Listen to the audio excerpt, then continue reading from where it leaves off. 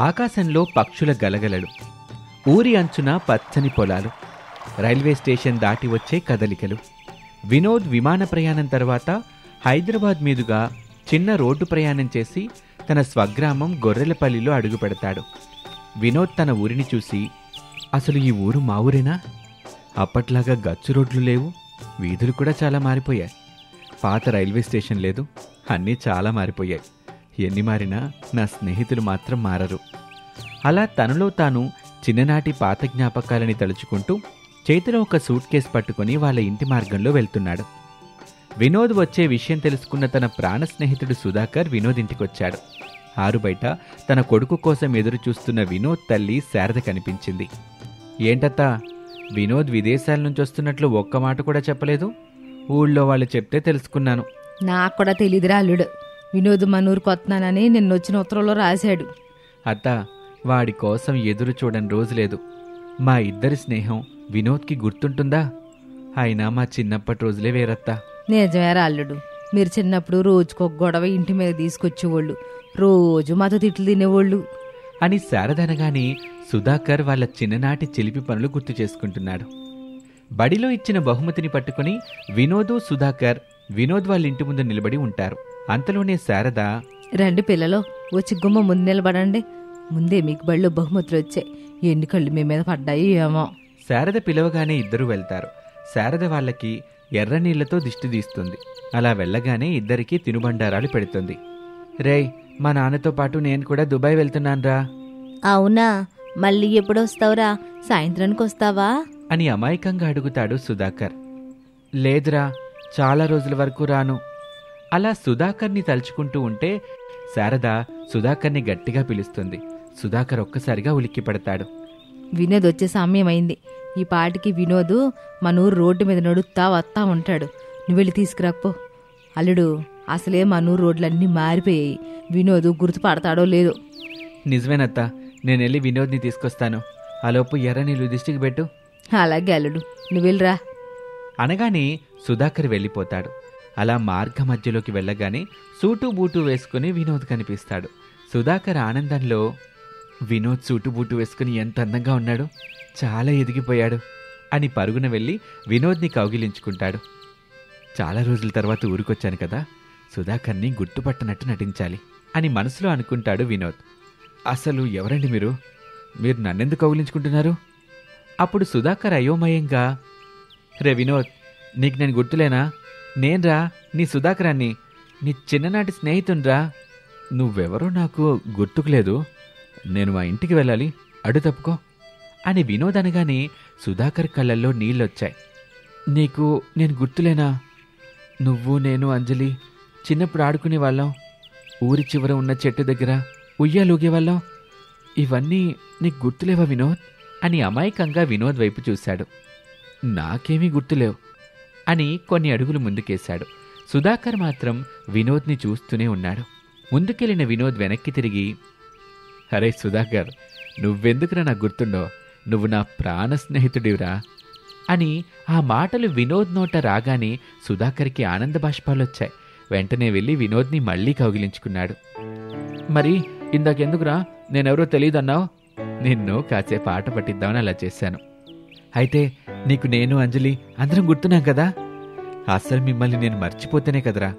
ఊరి జ్ఞాపకాలు ఊర్లో ఉండేంతవరకే కాదురా, నా గుండె ఆగి మట్టిలో కలిసేంతవరకు నాకు గుర్తుంటాయి. సరేలేరా, ఇప్పుడెందుకు అలాంటి మాటలు?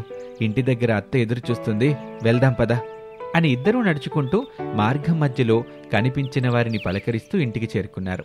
శారద ఎర్ర నీళ్లతో దిష్టి తీస్తుంది. అమ్మా, ఎలా ఉన్నావు? ఎన్నేళ్ళైందమ్మా నిన్ను చూసి. బాగున్నాను బాబు. అమ్మా, నువ్వేమాత్రం మారలేదు తెలుసా అని ఇంట్లోకి వెళ్ళి కూర్చున్నారు. శారద పిండి వంటలు తీసుకొచ్చి ఇచ్చింది. ఇద్దరూ పిండి వంటలు తింటూ ఉంటారు. రే వినోద్, నీకు గుర్తుందా? చిన్నప్పుడు అత్త చేసిన రవ్వ లడ్డు అంటే నాకు ఇష్టమని ఇంట్లో గొడవ పడి మరీ నాకు తెచ్చేవాడివి. నాకెందుకు గుర్తులేదురా? నీకోసమని రవ్వ లడ్ల కోసం అమ్మతో తన్నులు తినేవాణ్ణి. నువ్వు కూడా నా కోసం నీకింట్లో ఇచ్చిన పావలా కూడా నాకే ఇచ్చేసేవాడివిగా. అన్నీ గుర్తున్నాయిరా భలే నీకు. అవును, అంజలి ఎలా ఉంది? ఇప్పటికీ అందరితో చిన్నప్పట్లాగా గొడవలు పడుతూనే ఉందా? నీకు దాని గురించి తెలిసిందే కదరా, అది ఇప్పటికీ ఏమీ మారలేదు. దానికి మన ఊరి బడిలోనే టీచర్ ఉద్యోగం వచ్చింది. ఓహో, అవునా? అయితే ఇప్పుడు పిల్లల్ని కూడా కొడుతుంది. అవును, ఎందుకు నువ్వేం చేస్తున్నావురా? మా నాన్న పోయాక ఇంట్లో పరిస్థితి బాగోలేక మా పొలంలోనే పనిచేస్తూ జీవనం సాగిస్తున్నానురా. అయితే నువ్వు దేశానికి అన్నం పెట్టే రైతు అన్నమాట. నాకు చాలా గర్వంగా ఉందిరా. నేను ఒక రైతు స్నేహితునని చెప్పుకోవడానికి. చాలేరా, ఆపు నీ పొగడ్తలు. నువ్వు నేను అంజలి కలిసి పొలాల దగ్గరికి వెళ్దాం అని ఇద్దరూ కలిసి అంజలి వాళ్ళ ఇంటికొచ్చారు. అంజలి, ఎలా ఉన్నావు? బాగున్నాను వినోద్, నువ్వెలా ఉన్నావు? బాగున్నాను అంజలి. మీ పలకరింపులు అయిపోతే మనం పొలం దగ్గరికి వెళ్దాం. అయిపోయాయిలేరా అని ముగ్గురూ కలిసి చెరువు గట్టు మీద నడుచుకుంటూ వెళ్తారు. రే సుధాకర్, నీకు గుర్తుందా? అంజలి చిన్నప్పుడు చీవిడి ముక్కేసుకొని తను వేసుకున్న బట్టలకి ఆ చీవిడి మొత్తం అంటించేది. కానీ ఇప్పుడు చాలా మారిపోయింది కదా. ఆ మాటకి సుధాకర్ నవ్వుతూ, నిజమేరా, అప్పుడు ఇది మగరాయిల్లా అందరి మీదకి కొట్టడానికి వెళ్ళిపోయేది. ఇప్పుడు కొంచెం ఆడపిల్లలా మారింది అని అంజలిని చిన్నప్పటి జ్ఞాపకాలని గుర్తు చేసుకుంటూ వెక్కిరిస్తూ ఉంటారు. అంజలి కోపంగా ఇద్దరి వైపు చూసింది. చాలేరా, మీరేమైనా తక్కువ చేశారేంటి? జామ తోటలో దొంగతనాలు, దానికే వినోద్ కాపలా. అంతేకాదు, ఆడపిల్లలాగా తొక్కుడు బిల్ల ఆడేవాళ్ళు. ఇవన్నీ తమరు మర్చిపోయినట్లున్నారు. అమ్మో, ఆపవే తల్లి, లేకపోతే నీ మాటలతోనే చంపేట్లున్నావు. నీ నోట్లో నోరు పెట్టడం మాది తప్పు. అది అలరా దారికి. రే సుధాకర్, ఏమాత్రం మారలేదురా అంజలి మాత్రం అని అంటాడు. అలా నడుచుకుంటూ చిన్ననాటి జ్ఞాపకాలు గుర్తు చేసుకుంటూ ఊరి చివరి చెరువు దగ్గరికి చేరుకుంటారు. అక్కడ మర్రి చెట్టు కింద ఉయ్యాల చూసి, వినోద్, నీకు గుర్తుందా ఈ మర్రి చెట్టు ఉయ్యాలా? దీనికోసం నువ్వు నేను చాలాసార్లు గొడవపడ్డాం కదా. అవునంజలి, మన ఇద్దరి మధ్యలో సుధాకర్ని ఇబ్బంది పెట్టేవాళ్ళం. సరే పద, మళ్ళీ ఆ ఉయ్యాలు ఊగుదాం. అలా ఆ ఉయ్యాల దగ్గరికి ముగ్గురు వెళ్తారు. వినోద్కి తన చిన్నప్పుడు ఊగిన ఉయ్యాల దృశ్యం గుర్తొచ్చింది. ఉయ్యాల కోసం ఆ ముగ్గురు గొడవ పడుతూ ఉంటారు. అంజలి, నేను ఉయ్యాలెక్కుతాను, నువ్వు నన్ను ఊపాలి. అవన్నీ కుదురు, నేనెక్కుతాను. రే, ఎవరో ఒక రోగండి, నేను వెళ్ళి చేపలు పడతాను. అలా అనగానే ముగ్గురు ఉయ్యాల దగ్గర నుంచి చెరువు దగ్గరికి వెళ్ళి చేపలు పడతారు. ఆ చేపల్ని ఇంటికి తీసుకెళ్తుంటే ఒక పెద్ద కుక్కొచ్చి వాటిని లాక్కొని తింటుంది. అదంతా గుర్తు చేసుకుంటాడు వినోద్. రే, జ్ఞాపకాలన్నీ మళ్ళీ గుర్తు చేశారా? మళ్ళీ ఆ రోజులు కావాలనిపిస్తుంది. ఊరు కూడా చాలా మారిపోయింది. కానీ ఈ మర్రి చెట్టు, ఈ ఉయ్యాల మాత్రం అలాగే ఉన్నాయి. నిజమేరా. సరే పద, పొలానికి వెళ్దాం. అక్కడ తోటలు అవన్నీ చూపిస్తాను. అలా ముగ్గురు ఊరి పొలాల దగ్గరికి, తోటల దగ్గరికి బయలుదేరారు. కాసేపటికి పొలాలన్నీ చూసుకొని జామ తోట దగ్గరికి వస్తారు. అక్కడ జరిగిన చిన్ననాటి జ్ఞాపకాలు గుర్తు చేసుకొని నవ్వుకుంటారు. అంజలి, రాక రాక వినోద్ ఊరికొస్తే ఇలా వెక్కిరిస్తున్నావేంటి? మళ్ళీ వినోద్ దొరకడు కదా సుధాకర్, అందుకే. సరే పదండి, మన ఊరు రచ్చబండ దగ్గరికి వెళ్దాం. అలా ఊరి రచ్చబండ దగ్గరికి చేరుకుంటారు. సుధా, ఇక్కడ నువ్వు, నేను, అంజలి కర్రాబిల్ల ఆడుకునేవాళ్ళం. ఒకసారి కర్రాబిల్ల ఆడేటప్పుడు అంజలికి కర్ర తగిలింది, గుర్తుందా? ఆ విషయం ఎలా మర్చిపోతాన్రా? ఆ రోజంతా మా ఇంట్లో మీ ఇంట్లో మనకొకటే తిట్లు కదా. అలా జరిగిన మరుసటి రోజు ఇది మళ్ళీ కర్రాబిల్ల ఆడదామని వచ్చింది. అదంతా సరే గాని, నువ్వెన్ని రోజులుంటావురా? నాకు 1 నెల రోజులు మాత్రమే సెలవులు ఇచ్చారు. నెల తర్వాత మళ్ళీ వెళ్ళాలిరా. అవునా? ఇక్కడే ఉండొచ్చు కదా వినోద్. నాకు ఉండాలనే ఉంది అంజలి, కానీ వెళ్ళక తప్పదు. అలా ముగ్గురు చాలా సరదాగా 1 నెల రోజుల పాటు గడిపారు. ఇక వినోద్ మళ్ళీ విదేశానికి వెళ్లే సమయం వచ్చింది. సుధాకర్, అంజలి వినోద్ వాళ్ళ ఇంటి ముందు నిల్చుని వినోద్ని బాధగా చూస్తూ ఉంటారు. రే, అప్పుడే వెళ్ళిపోతున్నావా? మొన్నే వచ్చినట్టుందిరా. అప్పుడే నెల రోజులు ఎలా అయిపోయాయో ఏంటో. రే, నువ్వేం బాధపడకురా. నేను ఈసారి వచ్చినప్పుడు ఇక్కడే ఉండిపోతాను. నీతో పాటు నేను కూడా పొలం పనిచేస్తాను. ఇదొక్కసారికి వెళ్తానురా. నిజంగానే ఉంటావా వినోద్? నిజంగానే అంజలి. నేనక్కడ చేసే కొన్ని పనులు మిగిలిపోయున్నాయి. అవి పూర్తవగానే మళ్ళీ వచ్చేస్తాను. సరేరా, అయితే జాగ్రత్తగా వెళ్ళు. అలా సూటు బూటు వేసుకుని చేతిలో ఒక సూట్ కేసు పట్టుకుని వినోద్ వెళ్ళిపోయాడు. అంజలి, సుధాకర్ బాధగా అక్కడ నిలబడి చూస్తున్నారు. వర్షం దేవుడిగా భావించే ఓ గ్రామం. అక్కడ ఓ పేదరైతు కుటుంబం ఉంది. వర్షాకాలం మొదలైంది. మేఘాలు ముంచుకొస్తున్నాయి. శారద ఇంటి ముందు గడ్డికొస్తూ ఉంది. శారద భర్త భూషణ్తో, ఎంతవరకు వర్షం రాలేదండి. ఈసారి పంట కోసం 1000 కళ్ళతో ఎదురు చూస్తున్నాం. కానీ మేఘాలు చూస్తుంటేనే భయం వేస్తుంది. అవే మన దైవాలు శారద. వర్షం ఎక్కువగా పడినా అసలు పడకపోయినా మనమే నష్టపోతాం. చెప్పింది కూడా మీరు నిజమేనండి. ఎక్కువ పడితేనేమో పంటకి నష్టం, తక్కువ పడితే పంటకి సరిగా నీరుండదు. ప్రతి రైతు బాధ ఇదే కదండి. రైతు దేశానికి రాజంటారు, కానీ రైతు పడే కష్టం ఎవ్వరికీ అర్థం కాదు శారద. ఇంతలోనే శారద కొడుకులు సుధాకరు, వినోదు ఇంటికొస్తారు. ఏనాన్నా, అమ్మతో ఏదో రైతుల గురించి చెప్తున్నావు? ఏమీ లేదు పెద్దోడా, అమ్మ మేఘాలు చూసి వర్షం వస్తుందంటుంది, దాని గురించే మాట్లాడుతున్నాను అంతే. కాని శారద చూపు మాత్రం ఆకాశం వైపే ఉంది, ఎక్కడ వర్షం పడి పంట నష్టం జరుగుతుందోనని. అంతలోనే చిన్న కొడుకు వినోద్, అమ్మా నువ్వు దిగులు పడకు, నేనే ఒక ఆలోచన చేస్తాను. వర్షం పడినా పంట నష్టం జరగకుండా ఏదైనా మార్గం ఉందేమో చూస్తాను. వర్షం ఎక్కువ పడితే పంట పాడైపోద్ది కదా వినోదు, ఇక అందులో ఆలోచించేదేముంది? లేదమ్మా, నేను స్కూల్లో చదివేటప్పుడు మాకు వర్షం గురించి, పంట నష్టాల గురించి చాలా విషయాలు చెప్పారు. నేను చాలాసార్లు అనుకున్నాను, వర్షం పడినా కూడా పంట పాడవకుండా ఏదైనా మార్గం చూడాలి అని. కానీ అప్పటికీ మన పరిస్థితి బాగోలేక స్కూల్ మానేసి పొలం పనులకు వచ్చానుగా. నేనే ఒక ప్రయత్నం చేస్తానమ్మా, కానీ మీరందరూ నాకు కూడా సహాయం చేయాలి, అప్పుడే ఇది సాధ్యమవుతుంది. అట్టాగే బాబు, నువ్వు ప్రయత్నం చేస్తా అంటున్నావుగా, దీనికి మేము కూడా సహాయం చేస్తాంలే. అలా మాట్లాడుకుంటూ ఉండగానే అక్కడికి వైదేహి, అంజలి వస్తారు. నేను కూడా మీకు సహాయం చేస్తానండి. మరిది గారు, మీరు వెళ్ళి ఆ పనిలో ఉండండి, మీకు ఎలాంటి సహాయం కావాలన్నా కూడా మేమందరం వస్తాం. వినోద్ వాళ్ళందరి మాటలకు సంతోషపడతాడు. సరే వదినా, నేను మా మాస్టర్ దగ్గరికి వెళ్ళి ఈ విషయం గురించి మాట్లాడతాను, ఆయనే దీనికి పరిష్కారం చెప్తాడు అని చెప్పి అక్కడి నుంచి వెళ్ళిపోతాడు వినోద్. వినోద్ ఊరి బయట ఉన్న తను చదువుకున్న పాత స్కూల్ వైపు నడుచుకుంటూ వెళ్తాడు. అక్కడ తన చిన్నప్పుడు చదువు చెప్పిన సిద్ధయ్య మాస్టార్ని కలుస్తాడు. మాస్టారు కూర్చొని పుస్తకాలు చూస్తూ ఉంటారు. వినోద్ వచ్చి ముందుగా నమస్కరిస్తాడు. నమస్తే మాస్టారు. అరే వినోదా, చాలా రోజులైంది కదా నిన్ను చూసి, ఎలా ఉన్నావు? ఇంట్లో అంతా బాగున్నారా? చదువుకోమంటే ఇంట్లో పరిస్థితి బాగోలేదని మధ్యలోనే ఆపేశావు. బావున్నా మాస్టారు. సరే, ఏంటి ఇలా వచ్చావు? మిమ్మల్ని కొన్ని విషయాలు అడగాలి మాస్టారు. ఈసారి వర్షం ఎక్కువ పడుతుందని మా అమ్మా నాన్న కాస్త దిగులు పడుతున్నారు. పంట నష్టపోతుందేమోనని, దానికి మీరే ఏదైనా పరిష్కారం చెప్పాలి. అవునా? నువ్వు స్కూల్లో నేర్చుకున్నవి గుర్తున్నాయా? వర్షం పడుతుందని ముందే తెలిస్తే పంట నష్టం జరగకుండా కొన్ని ఏర్పాట్లు చేసుకోవచ్చు. కొంచెంగా గుర్తుంది మాస్టారు, కానీ కొన్ని సందేహాలున్నాయి, అందుకే మిమ్మల్ని అడగాలని ఇలా వచ్చాను. నీకింకా గుర్తుకుందంటే గొప్ప విషయమే వినోదు. సరే, ఇంతకీ నీ సందేహం ఏంటో చెప్పు. మాస్టరు, వర్షం ఎక్కువ పడితే నేల లోతుగా తడిసి విత్తనాలు పాడవుతాయా? నీటి మట్టం ఎక్కువైతే మొక్కల వేర్లు మునిగి ఆక్సిజన్ లేక మొక్కలు పాడవుతాయి. అలాంటి పరిస్థితుల్లో నీరు నిలవకుండా చూడాలి. చిన్న చిన్న కాలువలు తవ్వాలి, నీరు బయటికెళ్లేలా చూడాలి వినోదు. అందుకు వినోద్ సంతోషించి, అది మనం తక్కువ ఖర్చుతో చేయగలమా మాస్టారు? ఖచ్చితంగా వినోదు.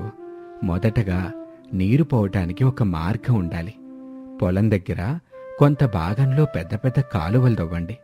ఆ నీరు చెరువులోకి పోయేలా చూడండి, అది చాలు.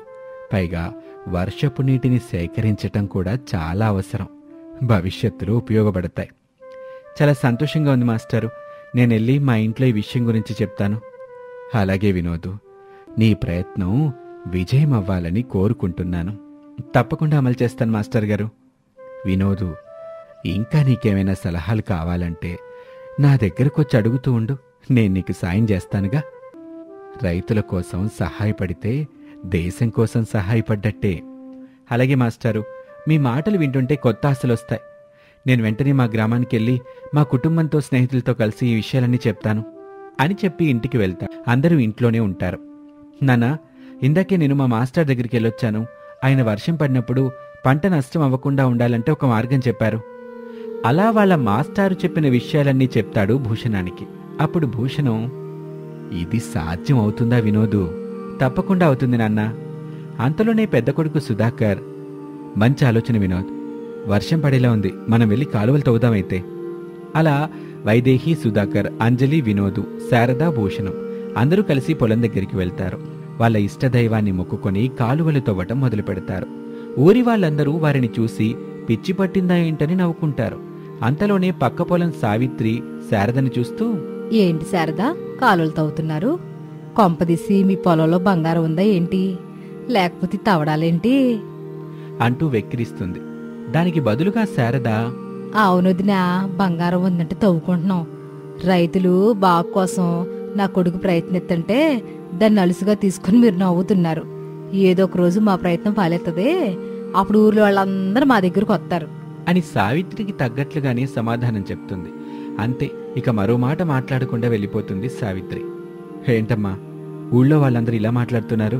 వాళ్ళంతేలేరా బాబా, అట్ట మాట్లాడుతూనే ఉంటారు. మనం మన పని చేసుకుపోవడమే. అలా ఒకరోజు మొత్తంగా కాలువలు తీసి కాలువల నీరు చెరువుకు వెళ్లేలా మార్గం చేస్తారు. ఈ రోజుకి జాలే, ఇంటికి వెళ్దాం పదండి. అలాగే అమ్మా, ఎలాగూ వర్షం పడేలా ఉందిగా అని అందరూ ఇంటికి వెళ్తారు. ఆ రోజే వర్షం కురవటం మొదలైంది. శారద కుటుంబం మొత్తం వారి ప్రయత్నం వృధా అవ్వకూడదు అనుకుంటారు. శారద వర్షాన్ని చూసి ఇంట్లో అటు ఇటు కంగారుగా తిరుగుతూ ఉంటుంది. అప్పుడే వైదేహి తన అత్తగారిని చూసి, అత్తయ్య, మన ప్రయత్నం వృధా అవదు, మీరు ఆందోళన పడకండి. ఏమో వైదేహి, పంట గురించేనమ్మా నా దిగులంతా. ఏం కాదులేండి అత్తయ్య, రేపెళ్ళి చూద్దాం. ఇప్పటికైతే మీరెళ్ళి పడుకోండి. సరే కోళ్ళ అని చెప్పి పడుకోవటానికి వెళ్ళిపోతుంది. మరుసటి రోజు అవుతుంది. వర్షం పడ్డం ఆగుతుంది. వెంటనే శారద కుటుంబం అంతా పొలం దగ్గరికి వెళ్తారు. అక్కడికి వెళ్ళి చూడగానే పొలంలోని నీరు మొత్తం కాలువలోకి వెళ్తుంది. కాలువలోని నీరు చెరువులోకి వెళ్తుంది. అది చూసి శారద కుటుంబం చాలా సంతోషపడుతుంది. ఈనోదు, మనం చాలా గొప్ప ప్రయత్నం చేసావురా. లేకపోతే ఈ వర్షానికి పొలం మొత్తం నాశనం అయిపోయి ఉండేది కదా. అవునమ్మా, మొత్తానికి మన ప్రయత్నం విజయవంతమైంది. నిజమే అత్తయ్య, ఈ నీటిని మనం ఎండాకాలంలో వాడుకుందాం. అలా సంతోషంతో పొలం దగ్గర నుండి ఇంటికి వస్తారు అందరూ. ఊరి వాళ్ళంతా శారద ఇంటి ముందుకు వస్తారు. అందులో సావిత్రి కూడా ఉంటుంది. శారదా అని పిలవగానే శారద బయటకు వస్తుంది. ఏంటి సావిత్రి, ఊరు జనం అంతా కలిసి మా ఇంటి ముంజేరారు. మా పొలాలన్నీ పాడైపోయాయి, కానీ మీ పొలం మాత్రం పచ్చగా ఉంది. దానికి కారణం ఆ కాలువలు తవ్వడమే కదా. మరి మేం తవ్వుతున్నప్పుడు మీరు చూసి నవ్వారుగా సావిత్రి. క్షమించండి, తప్పు చేశాం మేము. ఇప్పుడు మేం కూడా మా పొలాల్లో కాలువలు తీసి చెరువులోకి నీరు వచ్చేలా చెయ్యాలి. దానికి మీ సహాయం కావాలి శారదా. అంతలోనే ఆ మాటలు విన్న వైదేహి, అంజలి, వినోదు, సుధాకర్ ఇంట్లో నుండి బయటకొస్తారు. ఊరి జనాలంతా సహాయం చేయమని అడుగుతారు. వాళ్ళని అలా అడగగానే అప్పుడు వినోద్, తప్పకుండా సాయం చేస్తాం, మీ తప్పును తెలుసుకొని వచ్చారు, అది చాలు మాకు. వినోద్ మాటలు విన్న ఊరి వాళ్ళందరూ సంతోషపడతారు. సరే పదండి, పని మొదలు పెడదాం. అలా వాళ్ళంతా పొలాల దగ్గరికి వెళ్ళి కాలువలు తీసి వర్షపు నీటిని చెరువులో నిల్వ చేస్తారు. అంతే, ఆ రోజు నుండి వర్షాలు పడినా పంటలు నాశనమయ్యేవి కాదు. ఒకరోజు వినోద్ వాళ్ళ మాస్టారు సిద్ధయ్య దగ్గరికి వెళ్తాడు. మాస్టార్ని చూసి, మాస్టర్ గారు, మీరు చెప్పిన పద్ధతిని ఉపయోగించి నీటిని నిల్వ చేశాను.